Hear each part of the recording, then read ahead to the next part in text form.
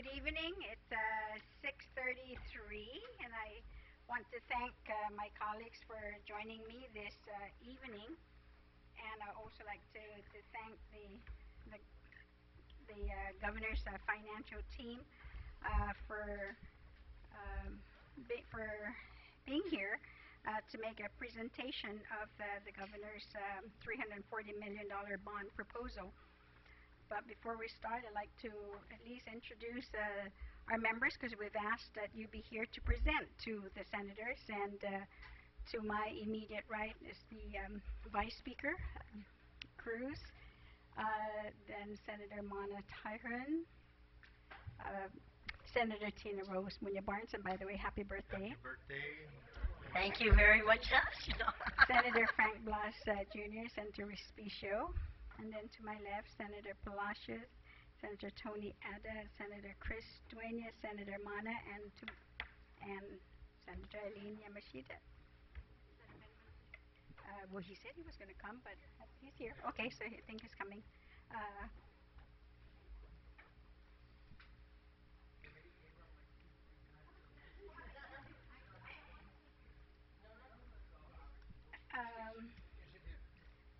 You know, I know.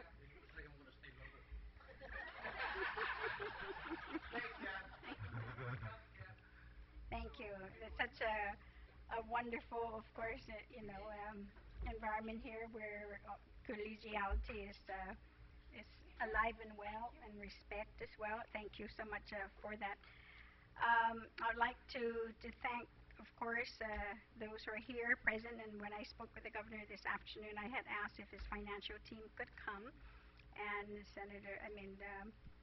I'd like to then at least recognize those of you who have asked to participate in this presentation. John Camacho, who is the Director of Rev and Tax. John Rios, the Director of BBMR. Benita Manglonia, the Director of the Department of Administration. And Carl Pangilinan, the Director of GIDA. Thank you very much. I would like to say that the intention, of course, of this presentation will be, like I said, specifically, the bond, your 340 bond, and I'm hoping that we stay within a certain time frame as much as possible. I'd like to keep this up until about 8 p.m. I will be recognizing all of you who've been making your presentation. So before you start to present, please state your name. Because this is not a public hearing, I'm not going to ask that you be sworn in. No other individuals will be recognized other than the financial team that I've asked to be here. I'm hoping, I'm not sure how long your presentation would be, but based on the number of senators that we have here, I'd like to be able to give everybody an opportunity to be able to ask questions. And I like to give them 10 minutes, but that would take us an hour and a half. But what I like to do is to be able to allow everyone, at least to give everyone 5 minutes to ask a series of questions. And I like for it to be, and the response to be as straightforward as you can. And the senators may, of course, reserve their time and to be able to use it again in the second round, or may yield his or her question to another a member. And also there would be another round of questions, hopefully for about at least 2 minutes. So I would like to try to keep this as cordial as much as possible. And of course, I'm glad to see that the individuals that we have who are in the audience as well, is that if you can, to keep your cell phones on silent mode, and that there be no applauding, heckling, or shown any disrespect to any of the presenters or the members of the body this evening. So, and thank you very much, Speaker Ben, for joining us, who also is the chair of OFB. Madam Speaker? Yes. Yeah, thank you. Madam Speaker, can I ask for your reconsideration on the issue of swearing the panel in? The law requires that because it's financial in nature, that they would be testifying to, that they be required to make that presentation under oath. Okay, absolutely, I would. So would you mind please standing up and taking the oath as our Sergeant at Arms then administers it?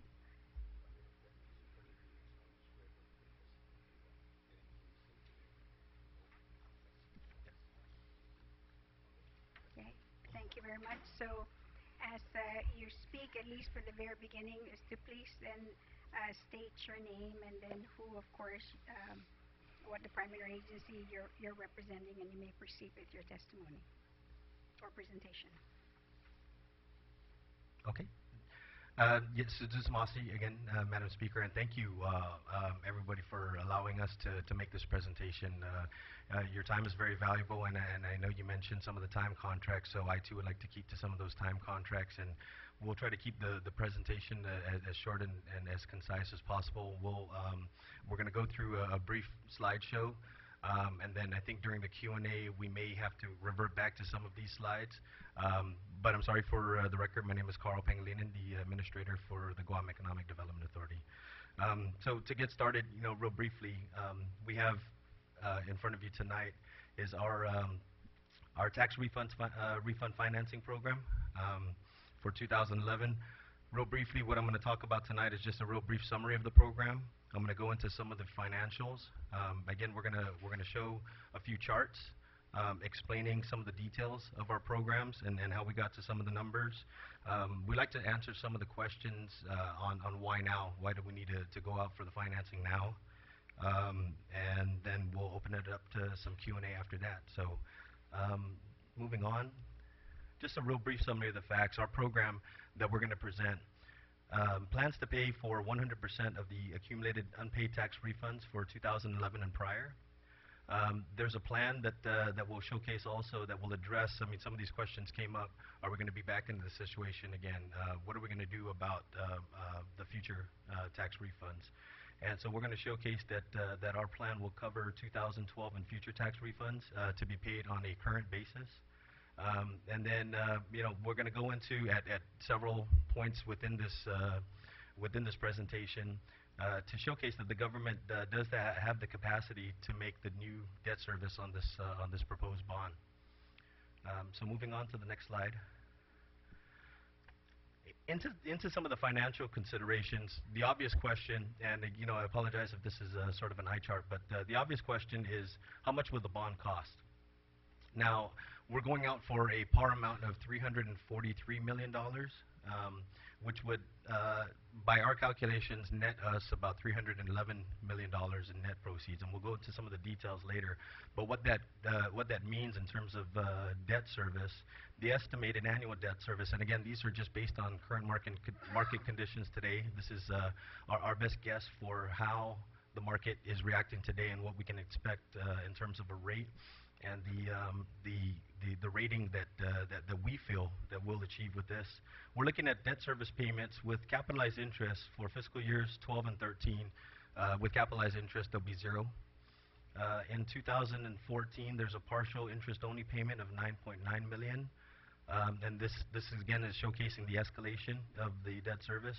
So moving on to fiscal years 15 and 16, that annual debt service amount goes just under $20 million at 19.8, and then we finally get to the level debt service from 2017 to the balance of the term, which is scheduled for 2042, and that comes in at $25.6 million. Now the big question has been, can we afford these payments? And we're here to say that yes, we can afford these payments. Funding for the annual payments can come from several sources, and what we've identified is there's three series of maturing finances that come off between now and 2014, and that's to the tune of about a little under 12. I think it's actually a little north of $11 million. Specifically, and we'll go into that in more detail. Specifically, there are a couple of loans, and then I believe one bond that comes off the book and matures that would free up some debt service. And then paying off the unpaid tax refunds, we have some numbers, and really based on the 2010 government-wide audit, I think it's on page 59, it shows that in 2010 alone, we were assessed over $14 million in interest alone on the unpaid tax refunds. And so, we show here that paying off the unpaid tax refunds can, save roughly between $12 and $13 million a year of interest alone. The other source, again, is just our natural revenue growth, our organic revenue growth. I think John Rios can speak into a little bit more detail if you have some specific questions about that in terms of the projections moving forward, and some possible cost savings. And we'll showcase some of that later on in the slide. Right here, it just sort of outlines the different funding sources available for debt service. Like I mentioned, we have in yellow is going to be the 2001 Series A limited obligation highway refunding bonds. That's at $6.0 million. In green shows 1.7. That's a loan, a $10 million overall loan that takes off $1.7 million in annual debt service. And then in the orange on bottom is a $13.8 million loan that matures.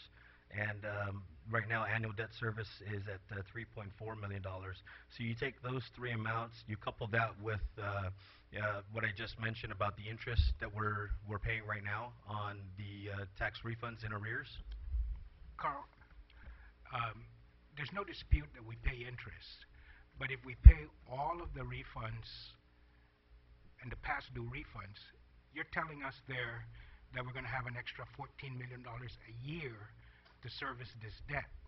But that wouldn't be true because you would have zero interest that you would pay after you pay off all of it with the borrowing. So you don't have an extra $14 million a year that you're saving in interest. But it's 14 that we're not paying currently in interest, and we actually have some. I know, but once you pay it all off with the bond, you're not going to be paying any interest at all going forward. So you're not going to have a $14 million a year savings in interest going forward. I just want to say that. I think that's we have to set that record straight. You owe $14 million in interest now all the way back to 2006. If you pay off all of the past due refunds and you keep current, you're not going to have any interest payments at all for the refunds. So it would be inaccurate to say that you're saving $14 million a year in interest, and you would have that available to help service the debt.